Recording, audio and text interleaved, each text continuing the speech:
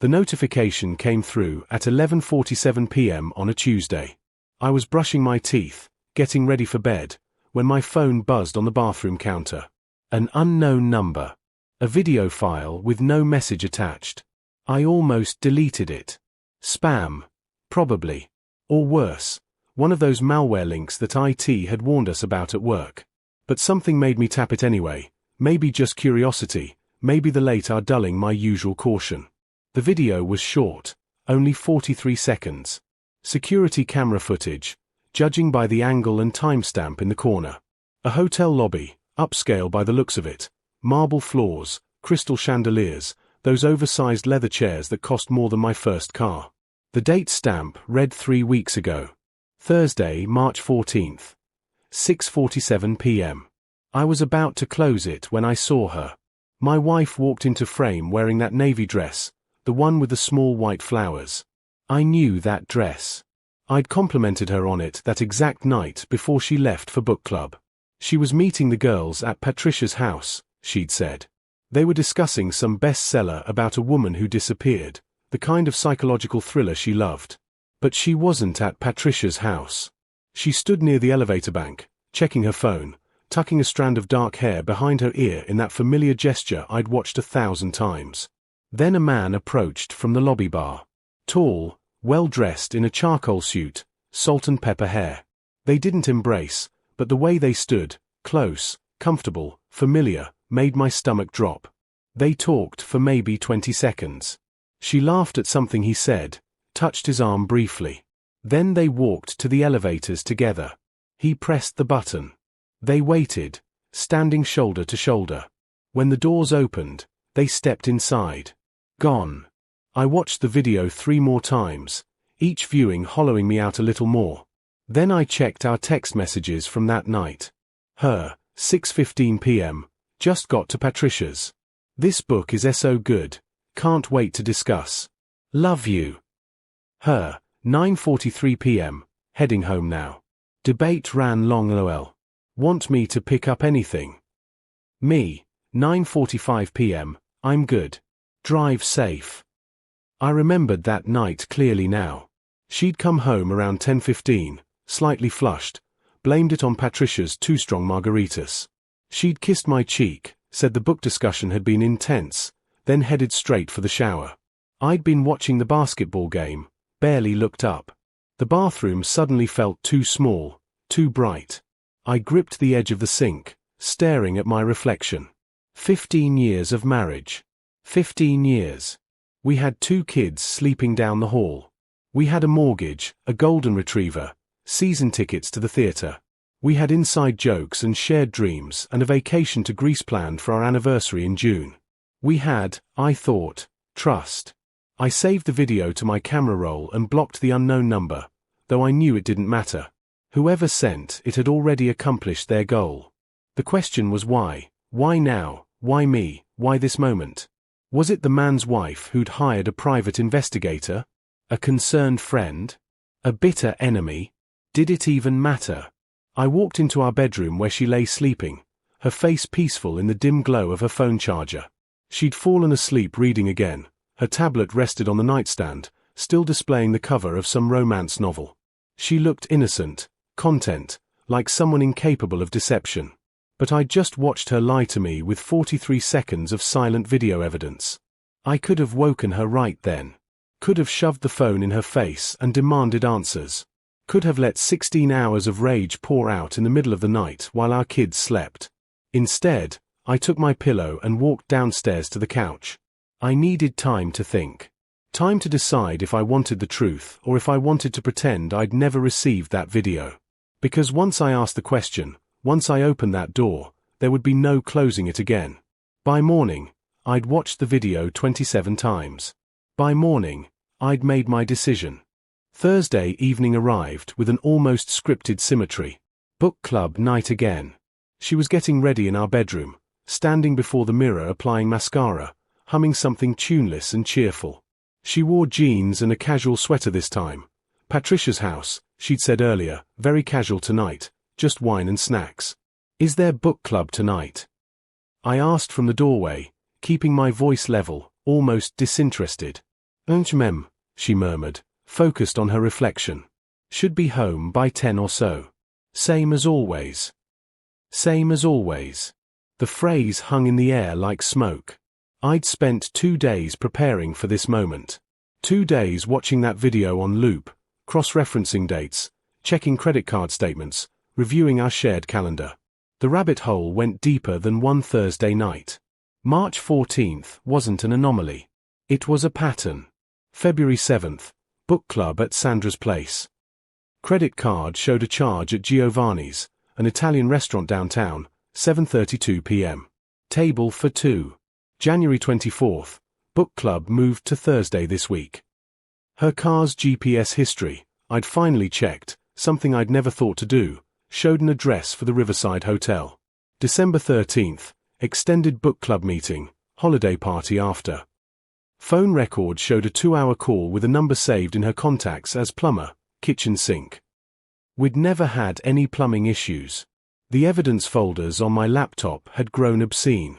Screenshots, receipts, location data, that video playing silently on repeat. I'd become a detective in my own marriage, and every clue I uncovered felt like swallowing glass. Which book are you discussing tonight? I asked. She paused, mascara wand hovering. The new Celeste Ng. We've been reading it for 2 weeks. I nodded slowly. I'd called Patricia yesterday. Casual conversation. Just checking in. She'd mentioned book club had been on hiatus for a month. Too many scheduling conflicts. They were planning to restart in May. Before you go, I said quietly, I need to ask you something. Something in my tone made her turn. She studied my face, and I watched her smile falter slightly, uncertainty creeping into her eyes. What's wrong? She asked. You've been weird the last couple days. I pulled out my phone, opened the video, and turned the screen toward her. I didn't say anything at first. Just let it play. Let her watch herself in that navy dress, in that hotel lobby, with that man. The color drained from her face. Is this you in that video?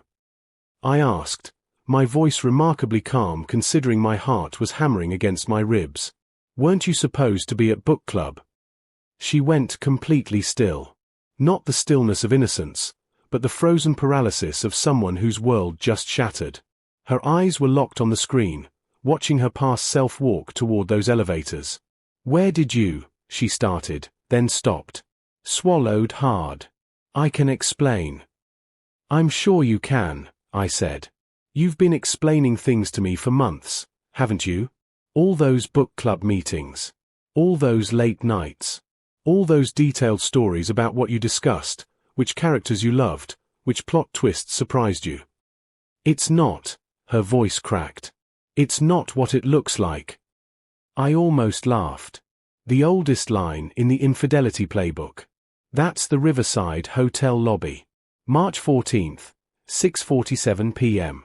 You texted me at 6:15 that you were at Patricia's house. I know the carpet in that lobby. I know that dress. I told you that morning how beautiful you looked. I know that timestamp. And I know you're lying to me right now, the same way you've been lying to me for months. Tears welled in her eyes, but I felt nothing. No sympathy, no urge to comfort her. Just a cold, spreading numbness. Who sent you that? She whispered. Does it matter? Would the truth change depending on who exposed it? She sank onto the edge of our bed, still holding her mascara, that tiny wand of normalcy in a moment where everything normal had evaporated. I never wanted you to find out like this. But you wanted me to find out eventually? Or were you planning to just keep lying forever? I moved closer, standing over her. Here's what's going to happen. You're going to sit there, and you're going to tell me everything. All of it. Every detail, every lie, every moment. And if I catch you in one more lie, if I sense even a hint of deflection or minimization, I'm walking out that door and you'll hear from my lawyer. Please, she said, mascara-stained tears now rolling down her cheeks. Please let me explain. It's complicated. Then uncomplicate it, I said coldly. Start with his name. Then tell me how long. Then tell me why our 15-year marriage wasn't enough. She looked up at me, And in that moment, I saw a stranger. Someone capable of deception I'd never imagined. Someone who'd kissed me goodnight after spending evenings with another man. Someone who'd sat at our dinner table, helped our kids with homework, planned our future, all while maintaining a parallel life I knew nothing about. His name is David, she finally said, voice barely above a whisper. And it started last November. 6 months. 6 months of lies. I sat down in the chair across from her, phone still in hand, recording now. Keep talking. She talked for 3 hours. I sat in that bedroom chair, phone recording every word, watching my marriage decompose in real time. She spoke haltingly at first, then faster, as if confession provided its own momentum. I didn't interrupt. Didn't ask questions. Just let the truth spill out like blood from a wound that had been festering in darkness. David was a colleague at her firm.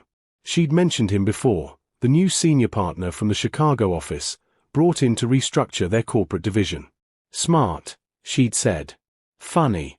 Good at navigating office politics. She'd told me all this over dinner months ago, casual conversation about work, and I'd nodded along while scrolling through emails, barely listening. It started at a company retreat in November. Team-building exercises in the mountains, trust falls and rope courses, the kind of corporate bonding she usually mocked. Too much wine at dinner, she said. A conversation that went too late. A walk under the stars where he'd confessed his marriage was falling apart, where she'd admitted feeling invisible lately, feeling like she'd disappeared into roles, wife, mother, employee, until there was nothing left of just her. It was just talking at first, she said, though we both knew how that sounded. How every affair probably started with just talking. December brought lunch meetings that stretched long. Coffee breaks that turned into walks around the city. Text messages about work that gradually shifted personal. Nothing physical yet, she insisted, as if that boundary meant something. As if emotional betrayal was somehow less damaging than physical. The first time was January 10th. After-work drinks that became dinner that became his hotel room.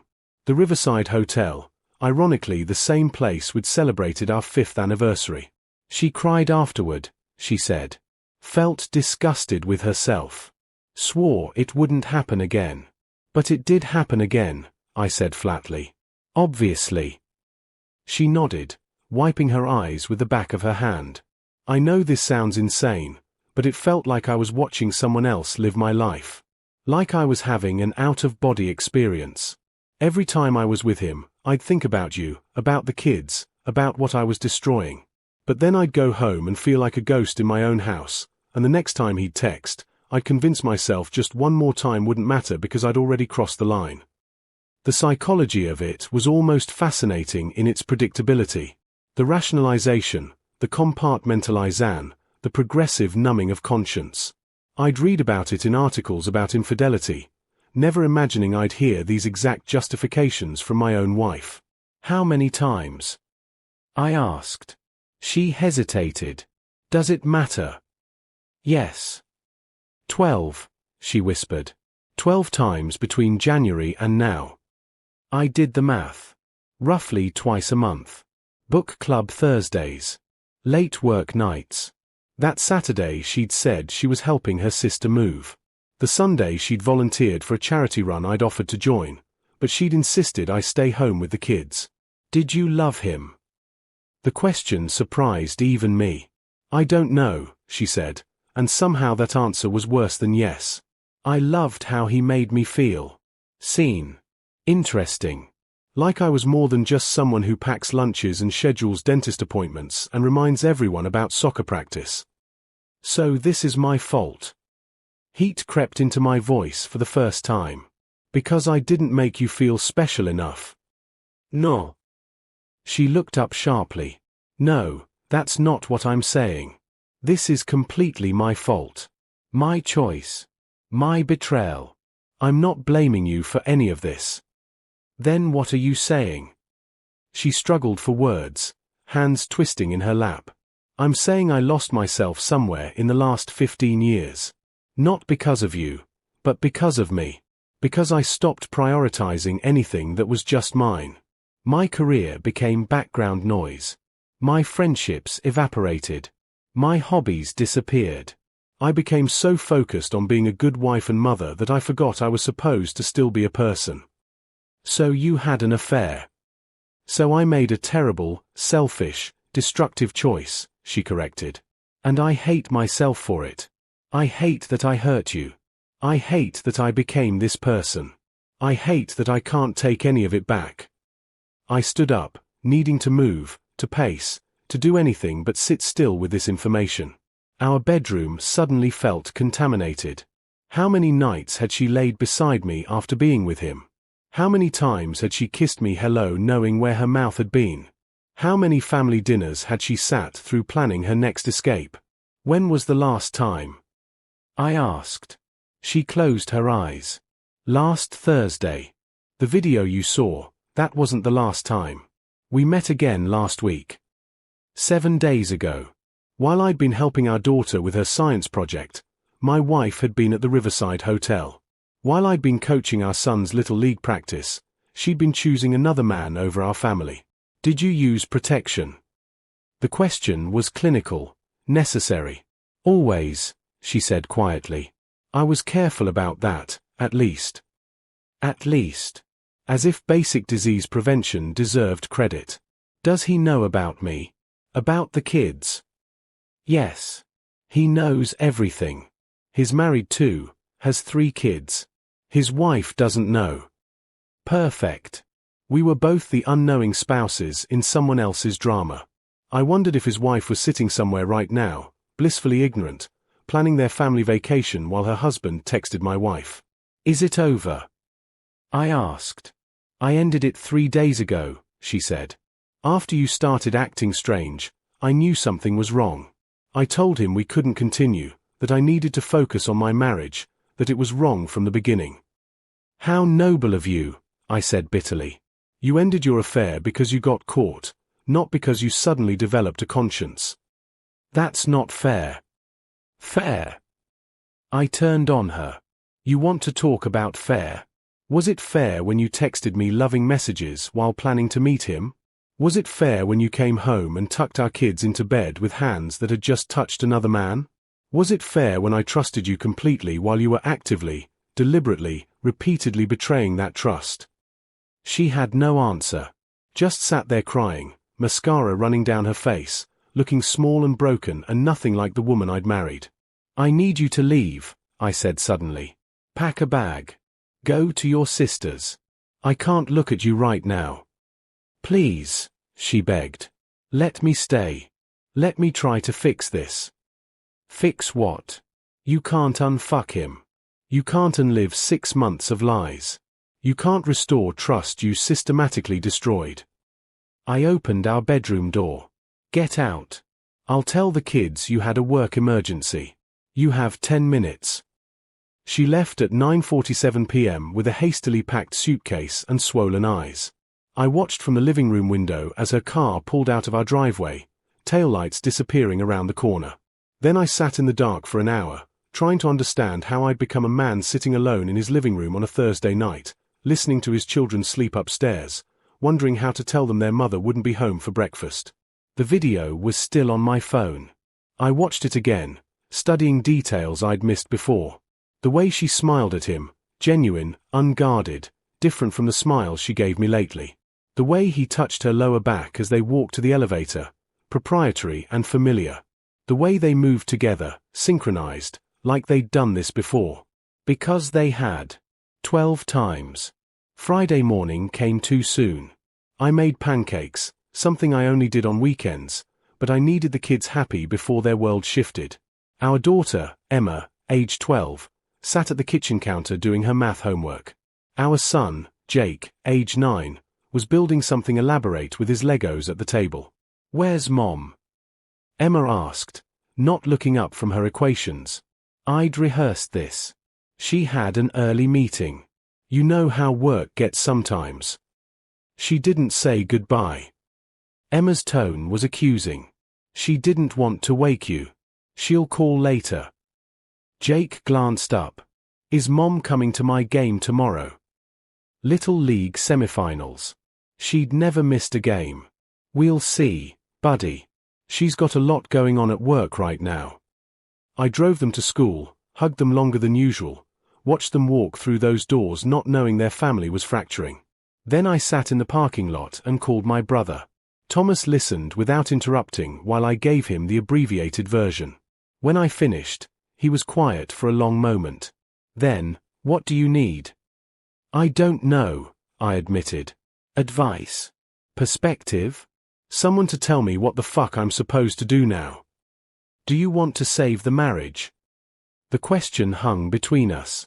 Did I? Could I? Should I? I don't know if there's anything left to save, I said. How do you come back from this? How do you ever trust someone again after they've shown you they're capable of this level of deception? Some people do, Thomas said carefully. Therapy, full transparency, years of rebuilding. It's possible, but it requires both people being completely committed to the work. And if I don't want to do the work, if I just want to be done, then you have every right to walk away. No one would blame you. After we hung up, I drove to my office but couldn't focus. Sat through a meeting without hearing a word. Responded to emails without reading them. My assistant asked if I was feeling okay. I looked pale, she said. I blamed it on a stomach bug and left early. At home, I finally started going through the evidence systematically. That credit card statement from February showed more than just the restaurant charge. There were Uber rides to hotels I didn't recognize. A charge at a boutique lingerie store. She'd never worn anything new for me. Flowers purchased from a florist near his office. Each line item was another small betrayal, another lie of omission. Her text messages with him were deleted, but our phone records showed hundreds of calls and texts to that plumber number over 6 months. I called the number. It went straight to voicemail. You've reached David Chen. I'm unavailable right now. I hung up. So he had a name, a voice, an existence beyond my imagination. David Chen. I could look him up, find his LinkedIn, see his face, maybe even contact his wife. The thought was tempting but also exhausting. What would it accomplish besides spreading the pain wider? She called that evening. I let it go to voicemail. She called again. Then again. On the 4th attempt, I answered. Are the kids okay? She asked immediately. They're fine. Asking about you. What did you tell them? Work emergency. But that won't work much longer. We need to figure out what we're telling them. Can I come home, please? I need to see them. I need to explain. Explain what? I cut her off. You can't tell them the truth. They're 12 and 9. What's your plan? Sit them down and say Mommy was having an affair but she's sorry now. Silence. Then, I talked to a therapist today. She has experience with couples recovering from infidelity. She said if we both commit to the process. Stop, I said. Stop assuming there's a we in this anymore. Stop assuming I want to recover anything. You had 6 months to think about our marriage, to consider the consequences, to make different choices. You didn't. That tells me everything I need to know about your priorities. That's not fair, she said, voice breaking. I was confused and lost and making terrible decisions, but I never stopped loving you. Don't. The word came out sharper than I intended. Don't you dare tell me you love me. You don't betray people you love. You don't lie to them every day for half a year. You don't risk their health, their emotional stability, their children's well-being because you're feeling unfulfilled. That's not love. That's selfishness wrapped in a prettier word. She was crying again. I felt nothing. I need time, I said finally. Time to think, to process, to figure out what I want. You stay at your sister's. I'll handle the kids. We'll tell them you're working on a big project that requires early mornings and late nights. They'll buy that for a week or 2. After that, we'll need a real plan. And then what? I don't know, I admitted. Maybe we try counseling. Maybe I file for divorce. Maybe I wake up one morning and decide I can forgive you. Or maybe I wake up and realize I already know the answer and I've been lying to myself pretending there's a choice to make. "I'll do anything," she said desperately. "Whatever you need. However long it takes. I'll go to therapy, I'll quit my job, I'll give you complete access to everything. Phone, email, location, all of it. I'll be completely transparent about where I am and who I'm with. I'll—" "That's not a marriage," I interrupted. "That's parole. I don't want a wife I have to monitor like a criminal. I want a partner I can trust. And I don't know if you can ever be that person for me again." After we hung up, I went upstairs and stood in the doorway of each kid's room. Emma asleep with her headphones still in, probably fell asleep listening to music. Jake surrounded by stuffed animals, his nightlight casting shadows on the ceiling. They looked so peaceful, so innocent, so unaware that everything was about to change. How do you tell your children that their family is broken? That their mother made choices that fractured the foundation of their security? That nothing will ever be quite the same again? I didn't have those answers yet. But I knew the truth eventually came for everyone. 2 weeks passed in a strange limbo. She stayed at her sister's. I maintained a facade at home, work project, very demanding, mom's doing great, she'll be home soon. Emma was skeptical but didn't push. Jake accepted it easily, the way 9-year-olds do, more concerned about whether she'd make his next game than why she'd been gone. We met twice during those weeks. Once at a coffee shop where we sat across from each other like strangers, discussing logistics, bills, schedules, how long we could maintain the current lie. Once at a marriage counselor's office, where she cried for 45 minutes while I sat stone-faced, listening to clinical terminology for what she'd done. Betrayal trauma. Attachment injury. Reconciliation roadmap. The therapist asked what I wanted.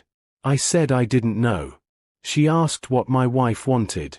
My wife said she wanted to save our marriage, to rebuild trust, to prove she could be the partner I deserved.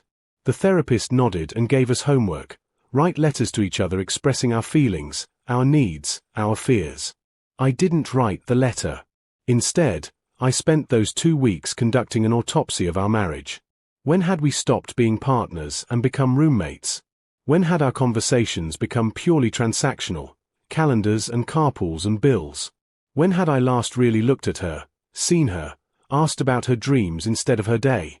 I wasn't excusing what she'd done.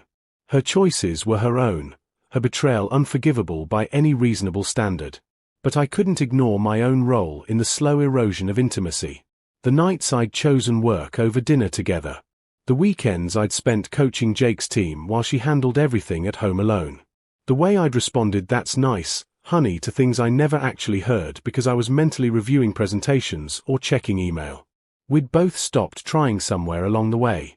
The difference was she'd sought comfort elsewhere instead of fighting for what we had. On the 15th day, I picked up Emma early from school for a dentist appointment. In the car, she finally asked the question I'd been dreading. "Is Mom having an affair?" I nearly ran a red light. "What?" "I heard you on the phone last week. You said something about betrayal and trust. And Mom's been weird when she calls, like she's trying too hard to sound normal." Emma looked at me with eyes too old for 12. "I'm not stupid, Dad." I pulled into a parking lot, put the car in park, and turned to face my daughter. She deserved honesty. Maybe not all of it, but more than the lies we'd been feeding her. "Your mom made some mistakes," I said carefully. "Adult mistakes that hurt our marriage. She's staying with Aunt Michelle while we figure out how to fix things." "Are you getting divorced?" "I don't know yet." "Do you still love her?" The question pierced something in my chest. Did I? Could I? Love and betrayal seemed incompatible, mutually exclusive, unable to coexist in the same space. "I love the person I thought she was," I said. "I'm trying to figure out if that person still exists, or if she was someone I imagined all along." Emma nodded slowly, processing. "For what it's worth, I think people can change. We read this book in English about redemption and second chances. The teacher said everyone deserves the opportunity to be better than their worst mistake." "That's very mature of you." "I'm just saying, if you want to try, I won't be mad. And if you don't, I'll understand that too. Just don't stay together because of me and Jake."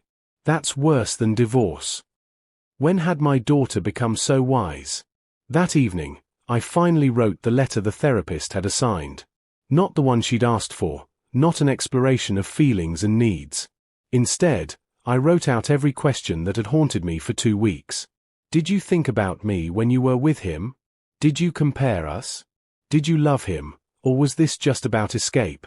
Do you understand what you've taken from me, not just fidelity, but the ability to trust anyone completely ever again? Do you understand that even if I stay, I'll always wonder? Every time you're late, every time your phone buzzes, every time you say you're going somewhere, I'll wonder. Is that the marriage you want? Is that the life you're asking me to live? I've spent 2 weeks trying to find a way forward. Trying to decide if love is enough to overcome this. Trying to determine if forgiveness is possible or if I'm just afraid of starting over at 43. And here's what I've realized. I don't know if I can forgive you. But I know I can't forget. And I know that unforgiven, unforgotten betrayal will poison everything if I stay.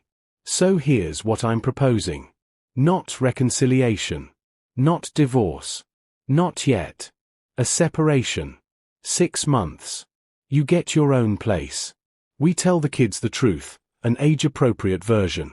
We co-parent effectively. We both go to individual therapy. And we see if distance provides clarity.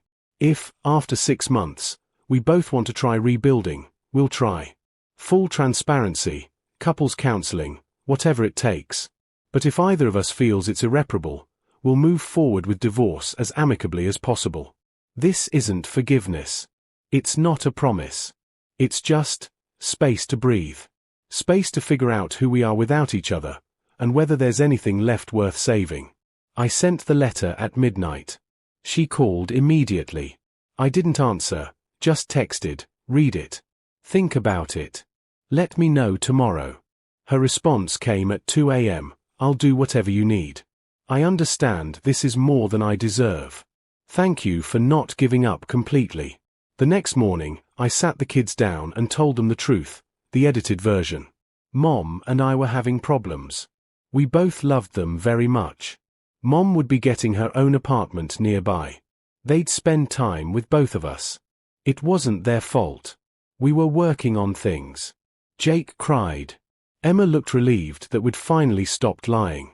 I held them both and promised that whatever happened, they'd be okay. We'd all be okay. Whether I believed that promise, I honestly didn't know. 3 months have passed since that conversation. She has an apartment 10 minutes away. The kids stay with her Tuesday and Thursday nights, alternating weekends. We're cordial at exchanges, careful not to fight where they can hear. We're both in therapy, individual sessions, working on ourselves. I've had good days and terrible days. Days where I think maybe we can find our way back. Days where I know we can't. Days where I miss her desperately. Days where I can't stand the sight of her. Days where I feel free for the first time in years. Days where I feel like my life has been amputated. She's different now, or maybe she's just letting me see who she really is. Vulnerable. Accountable. Willing to sit with discomfort instead of running from it. Whether it's genuine change or performance, I can't tell yet. Last week, Emma asked if we were going to make it. I gave her the only honest answer I had, I don't know yet. But whatever happens, we'll all be okay. Because that's the truth that's emerged from all this wreckage. Life continues. Hearts break and somehow keep beating. Families reconfigure. Trust, once shattered, either reforms into something stronger or remains permanently fractured. I don't know which ending this story gets yet.